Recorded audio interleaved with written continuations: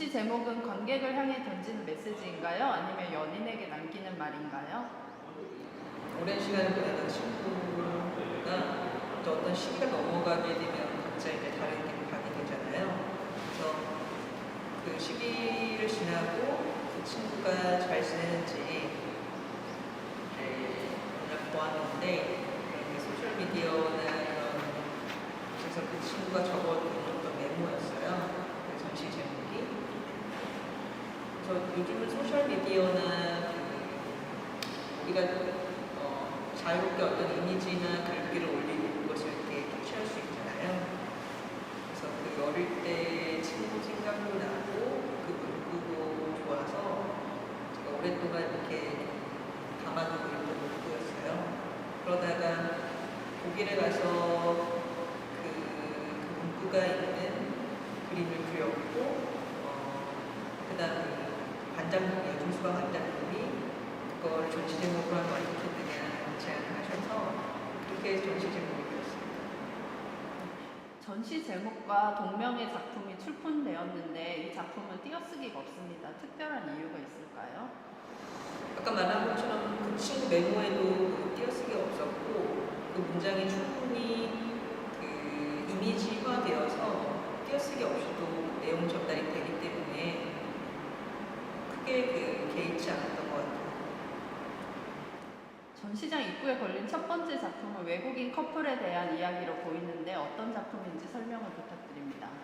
네, 저는 되게 바다를 향한 동경이 있는 것 같은데요.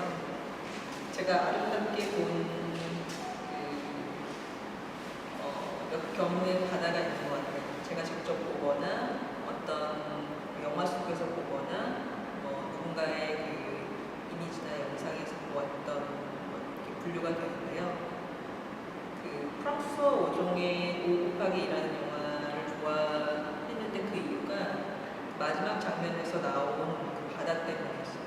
그래서 그 두 연인이 해변가에서 바다를 바라보다가 그 바다를 향해서 이제 걸어 들어가서 수영을 하거든요. 그래서 그때 이제 노을이 지면서 그 잔잔한 그 붉은 바다에서 두 사람이 이렇게 여유롭게 유영을 해요.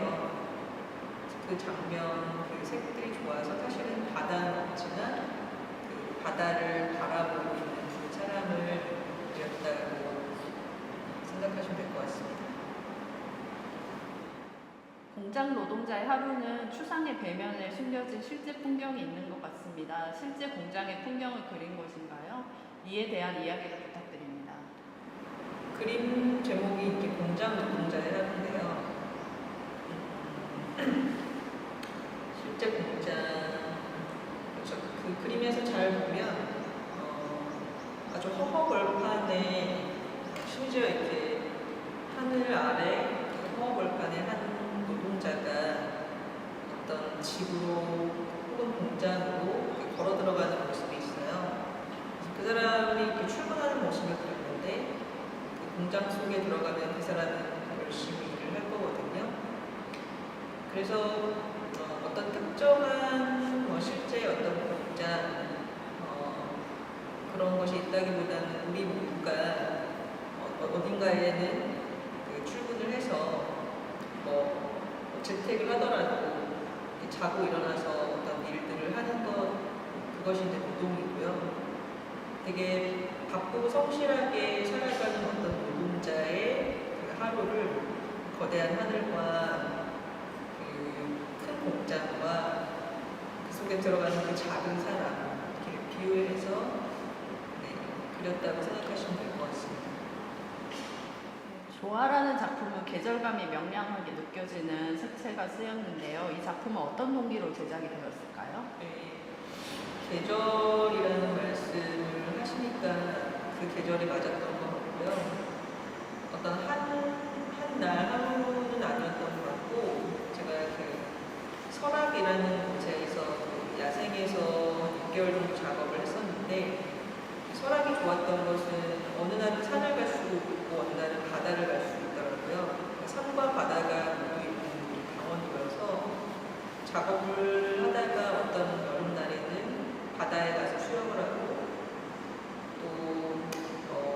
가서 걷기도 하고 숲을 다니기도 하고 그랬거든요. 그때 본 그 야생의 모습들, 그 들판들, 그러니까 계절이 그렇게 지나면서 본 그 되게 푸른 풍경들, 그 구름들, 그 연두와 그 하늘과 그 흰색의 어떤 맑음이라고 생각하시면 될 것 같아요. 다 큰 자식과 나이 든 엄마의 뒷모습에 대한 이야기를 해볼 건데요. 한 관람객이 의견을 주셨었어요. 어느 쪽이 자식이고 어느 쪽이 엄마냐에 따라서 완전히 다른 분위기로 해석이 될 수 있다고 말씀을 주셨는데 혹시 의도된 부분 있을까요? 저는 당연히 그 큰 사람이 아들이고, 아들이 아니라 다 큰 자식이고, 작은 사람이 엄마, 나이 든 엄마, 그러니까 그 앞에 단서가 있는데요. 사실 좀 더 직설적으로는 머리 큰 자식과 나이 든 엄마 이렇게 하고 싶었어요. 그러니까 우리가 한참 이제 아기였다가 머리가 커졌다라는 것이 그거 역시 어떤 비유잖아요. 그래서 다 큰 자식, 그 거만하게 걸어가는 그 놈이 자식이고요.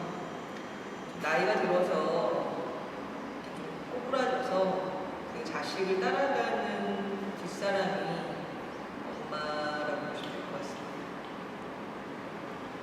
이전 시실에는 유독 풍경 작품이 많습니다. 특히 여행지를 그린 것 같은 풍경들이 많은데요. 굉장히 간략하게 묘사가 되어 있습니다. 풍경 작품을 그리게 된 계기와 독일로 이주 후에 달라진 화법이 있을까요?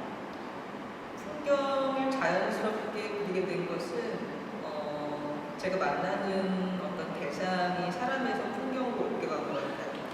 그러니까 독일에 가서 생활한 것 그리고 여행한 것들이 주로 혼자 있는 시간들이었고, 그러니까 저는 어떻게 보면 되게 단순하게 제 눈앞에 있는 대상들을 캐치하거든요. 그래서 자연스럽게 제가 걸어다니는 어떤 풍경이라고 보시면 될 것 같아요. 아까 말씀하셨지만 이번에 그 프랑스와 오종 감독의 영화 5곱하기 2 장면들이 차용된 작품들이 출품이 되었는데요. 이 영화를 레퍼런스로 활용하신 이유가 있을까요? 정말 단순하게도 마지막 바다 장면이 좋아서 그 부분을 약간 과장해서 500번은 돌려보고 왔거든요. 그래서 그 바다 하나 때문에 그 영화를 좋게 기억하기도 하고, 사실 엄밀히는 그 바다가 보였다는 것은 저도 작가지만 그 예술가인 그 영화 감독이 담아낸 그 앵글과 시선 때문이거든요. 그러니까 아무리 예쁜 바다도 이렇게 그림이나 영화나 작가의 터치를 거쳐서 나오는 것은 그 터치와 그 영상미와 그 시각이 아주 적합해야 그 장면, 그 앵글은 사라지고 그 장면만 나에게 오는 것 같거든요. 그래서 사실은 그 영화 감독의 시선과 그때 아까 말한 것처럼 너무 적합한 나머지 그 앵글이 사라져버려서 그 바다로 들어갈 수밖에 없었던 그 우수함, 그런 것들이 되게 각인되었던 것 같아요. 그래서 하나의 사실은 작품 속에서 본 바다를 좋게 기억하고 있는 것 같아요. 2023년 12월 24일과 뒤로 그리고 내 기억 속 그는 내가 만난 사람들 가운데 가장 조용한 사람이었다. 이 세 작품은 실제로 영화 속 장면이 아님에도 마치 영화 속 장면처럼 보이는데요. 혹시 이 작업들 중 특별히 언급될 만한 스토리가 있는 작품이 있을까요? 내 기억 속 그는 내가 만난 사람들 중 가장 조용한 사람이었다라는, 그러니까 영화를 추측할 만큼 한 컷의 장면들이 되게 영화적이라는 것에 되게 동의하고요. 영화적이라는 것이 우리가 그 한 장면을 보면서 어떤 그 내러티브를 상상하기 때문이거든요. 근데 그 제목들에 제가 담고 싶은 메시지를 좀 담았던 것 같아요. 그러니까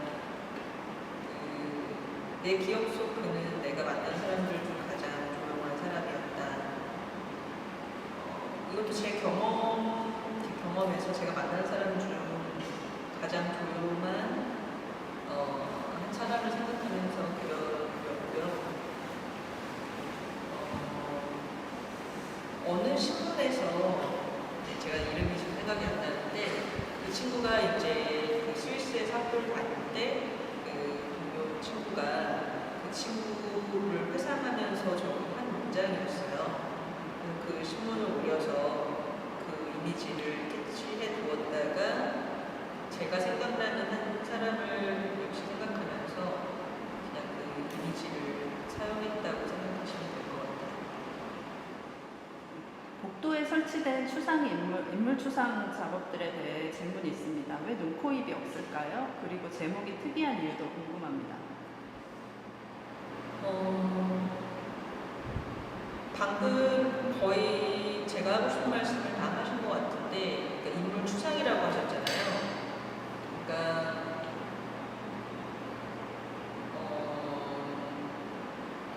눈, 코, 입이 왜 없는지에 대해서는 추상이기 때문에 그런 것 같아요. 그러니까 그것을 추상으로 했음에도 인물로 인식하고 있다는 것이 전 다행이라고 생각하고요. 그 정도 단서, 그러니까 어떤 인물이 있구나, 그리고 눈, 코, 입이 없어도 인물로 인식하잖아요. 그것이 제가 그 시기에 어떤 인물을 바라보는 제 인지 방식이 그랬던 것 같고, 그래서 저는 한번 사람들이 이제 왜 눈, 코, 입이 없는지를 물어보는데, 그제서야 눈, 코, 입이 없구나 라고 생각할 만큼 그 눈, 코, 입이 없음에 대해서 인지했던 정도는 없었던 것 같아요. 제목이 특이한 이유는 무엇일까요? 제목이 뭐죠? 제목이 예를 들어 해주세요. 네. 고개를 숙이다. 한나도 실제 이름인지 아닌지는 모호한 부분이고. 네, 실제로 저 인물 추상에도 다 모델이 있었고요. 모델을 앞에 두고 그린 분들도 있고, 근데 이제 제가 인식한 정도만 그렸기 때문에 몇 개는 나중에 보통 그 결과로의 그림을 보고 제목을 지었고, 그 그림이 정말 제가 그렸던 인물이 연상된다 할 때는 아까처럼 한나 그 이름이었거든요. 그거를 제시하지만 그렇지 않은 경우는 더 추상으로 간 경우는 아까처럼 고개를 숙이다 이렇게 그냥 움직임 혹은 그 그림 결과로의 그림에서 보여진 모습을 따서 제목을 정하기로 했던 것 같아요. 3간에 있는 두 작품 중에 자금성에는 어떤 일화가 있는지 궁금합니다. 어떻게 그리게 된 작품인지 말씀해 주시면 좋겠습니다. 네, 저것도 이제 한겨울에 설악에서 지냈는데 작업실이 이렇게 화로로 난방을 하는 곳이었어요. 그래서 이제 나무를 떼다가 땔감 나무를 이제 불을 피웠는데 불 피우는 게 굉장히 재밌잖아요. 그래서 밤새도록 그 불이 꺼지지 않게 나무를 넣고 불씨를 살려서 불을 피워두면 물론 현실적으로 따뜻하기도 하지만 그 불이 활활 타오를 때 그 불빛이 되게 이뻐서 불을 쳐다보고 있게 되었거든요. 그래서 겨우 내내 이제 따뜻하게 하려고 불을 피우고 불을 쳐다보다가 그 불빛에 되게 매료되었고, 그 불빛의 노란과 제가 예전에 보았던 추억으로의 그 자금성이 이렇게 맞물려서 그림을 그렸는데, 사실 제목은 거친 자금성이지만 그 속은 그 시기의 추억과 그 겨울에 본 불빛들의 이 만난 것이라고 생각하고 있습니다. 세 마리의 코끼리가 걸어가는 패밀리는 코끼리를 주제로 선택하시게 된 이유가 궁금합니다. 역시 제가 학교 다닐 때 같이 교류하던 조각하는 친구가 어느 날 본인이 코끼리를 조각하고 싶다고 했었어요. 그래서 작은 코끼리 모형들을 만들어서 왔었는데 제가 그 연유를 물으니까 할머니 코끼리가 죽게 되면 그 죽으러 가는 길을 그 가족 코끼리, 아빠 코끼리, 엄마 코끼리, 애기 코끼리가 다 따라서 그 할머니와 함께 간다고 하더라고요. 그래서 그때 그 친구의 이야기를 듣고 코끼리는 또 그렇게 다 같이 가는구나를 알게 되었고 나도 언젠가 코끼리를 그려보고 싶다라고 생각한 지가 벌써 한 10년 정도 된 것 같아요. 그러다가 어느 날 그 코끼리 영상, 코끼리 떼가 이렇게 같이 어울리는 영상을 보았어요. 역시 그것도 좀 오래전이었고 제가 베를린으로 이제 이주를 해서 제일 많이 한 일은 걷는 일이었거든요.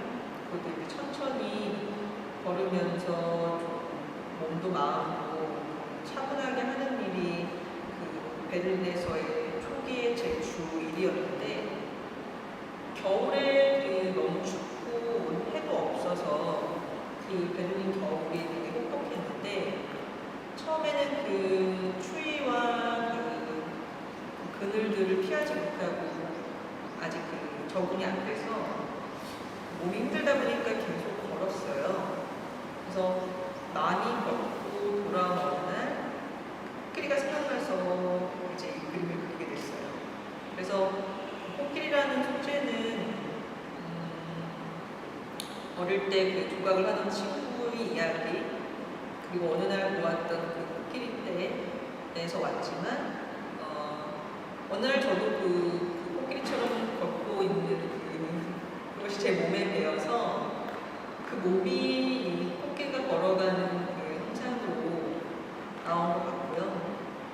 저는 이 그림을 보면 제가 베를린 초기의 생활을 되게 대변하는 것 같거든요. 그래서 이 코끼리들도 좀 걷고 있지 않나 하는 생각이 들고 이 안에 이제 아빠 코끼리, 엄마 코끼리, 아기 코끼리가 있어요. 그래서 패밀리이기도 하고요.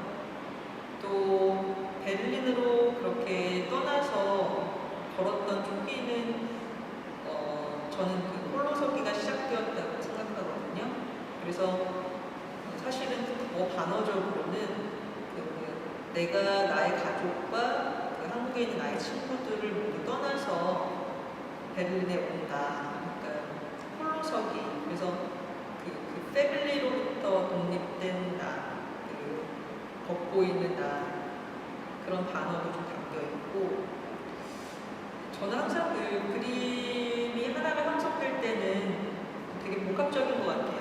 그러니까 10년 전의 친구의 이야기 그리고 어제 보았던 영상들 그런 것들 그 과거들이 계속 축적되었다가 어느 날 나올 때는 그런 것들이 하나로 이렇게 모아져서 나오기 때문에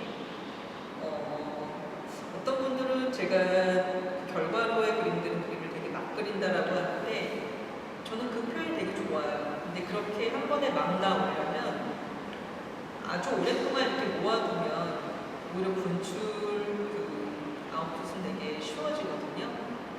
그래서 명쾌 너무 많이 생각해도 해서 그래서 사실 근데 그게 무엇이든지 그 결과를 추적해가면 그것은 그 사연과 그 기간들은 되게 긴 시간이었던 것 같아요. 세 마리의 코끼리가 모두 다른 특징을 갖고 있는데 이유가 있을까요? 네, 아까 말씀드린 것처럼 나름 아빠 코끼리와 엄마 코끼리와 아기 코끼리가 있어요. 그래서 아마 적당히 유추해 볼 수 있을 거라고 생각하고요. 카페 에이븐 뮤지엄 정면에 걸린 통증 작품은 어떤 아픈 사연이 담겨 있는 것 같습니다. 저것도 그 2016년 제가 뉴욕에 가서 그렸던 그림인데요. 그 시기를 되게 대변한다고 생각을 해요. 뉴욕에 굉장히 좋은 기회로 지원을 받아서 기업의 지원을 받아서 이제 그 뉴욕 시내 첼시 한가운데에서 작업실을 하고 집을 얻고 했었는데 막상 뉴욕에 가서 초기 3개월은 그냥 그 방 안에 계속 누워 있었어요. 그러니까 사실은 그 전 시기에 제가 한 1년 반 정도를 작업을 못하고 좀 무기력했던 시기가 있었거든요. 그러다가 이제 뉴욕에서 레지던시 지원을 받고 뉴욕으로 가게 됐는데 아직 그 무기력함이 끝나지 않았던 시기라서 뉴욕에 갔어도 밖에 나와서 다닐 수가 없었어요. 제 생각에는 아마 그런 것들이 대인기피증이나 이런 게 생겼던 것 같아요.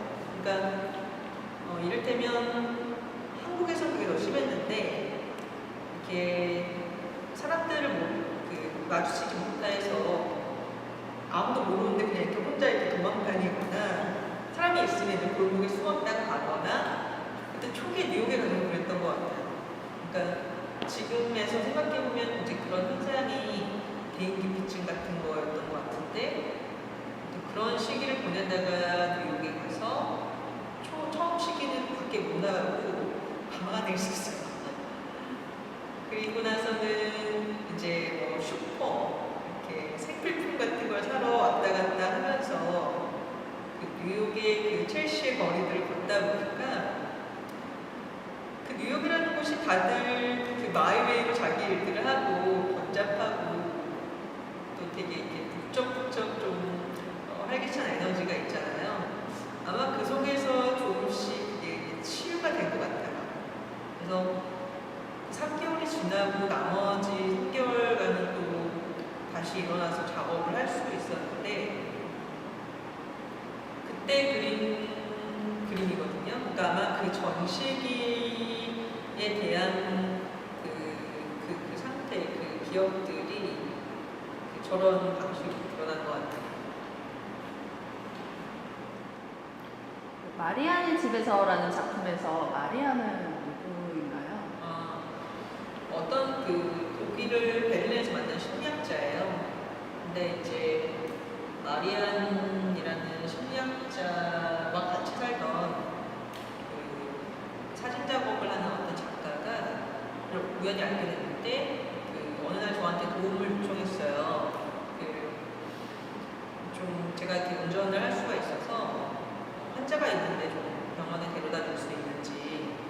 그래서 집에 가서 마리안이 그 당사자였고 집에 가서 마리안을 모셔서 차에 태우고 병원에 모셔다 드렸어요. 그래서 그분은 이제 병원에 입원을 하게 되었고 좀 몸이 많이 몸과 정신이 많이 아파서 장기 입원을 해야 되는 상황이라서 제 친구와 함께 그녀의 집을 두고 같이 허락을 받고 정돈하기 시작했어요. 그러니까 이렇게 물건들을 가득 방 안에 많이 쌓아두고 그것을 정리하지 못하는 상황이었거든요.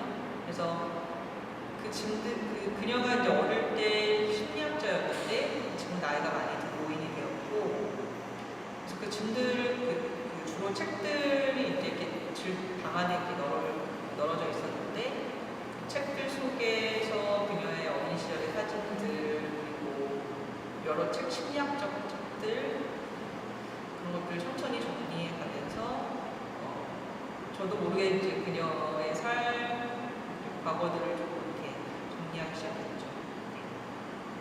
그래서 그때 마리안의 집을 정리하면서 그 집이 되게 크기도 했지만 그 물건들이 이제 좀 복잡해서 며칠을 가서 그 친구와 같이 정돈을 하는 시간을 보내면서 하루 종일 정리만 할 수 없어서 그 안에서 그림을 좀 그렸어요. 그래서 그 안에 있던 그녀가 오랫동안 쓰던 물건들을 그리기 시작했고, 그 중에 하나가 이번에 걸린 그림이고요. 제목이 그냥 마리안의 집에서 마지막으로 이 영상을 보고 계실 구독자분들과 전시장을 찾는 관람객들에게 이번 전시를 편안하게 즐길 수 있는 팁이 있다면 하나 알려주시면 감사하겠습니다. 네. 저도 이번 전시가 되게 기억이 남는데요. 이 공간과 같이 해서 그런 것 같아요. 그러니까 이 중정 밖에 작은 정원들이 있고 그 사이사이로 그림들이 보이고 바람이 이렇게 그런 조건들이 되게 기분을 좋게 하는구나. 그 안에 이제 그림들이 있다 보니까 여기서는 저도 모르게 그 한가함이라는 것을 느낄 수가 있게 되었는데, 제가 독일에 가서 제가 사실 독일로 간 이유가 몸이 좀 다쳐서 쉬러 갔거든요. 근데 몸이 다치기도 했고 쉬어야 하기도 했고 하다 보니까 독일에서는 주로 걷거나 숲을 찾아가거나 하는 일들이 많았는데, 그때 태어나서 처음으로 그 한가함이라는 게 뭔지를 알게 되었어요. 그러니까 이 한국에서는 너무 그 경제 구도 속에서 바쁘게 지냈었고, 그 바쁨을 사실 좋아했었거든요. 그러다가 독일에 가서는 필수적으로 휴식을 취해야 하게 되면서 저도 모르게 한가함을 배웠거든요. 근데 그런 그림들을 가지고 이곳에 전시를 했는데, 여기서 저도 전시를 관람하다 보니까 제가 알았던 그 한가함들이 좀 전해지는 거예요. 그래서 이 공간에서 사실은 그림이 이 자연을 따라가기는 되게 힘들어요. 근데 그게 이제 같이 맞물려서 그림이 이렇게 보이니까 그냥 한두 작업 같이 자연과 함께 그 한가함을 조금 몸에 담고 가면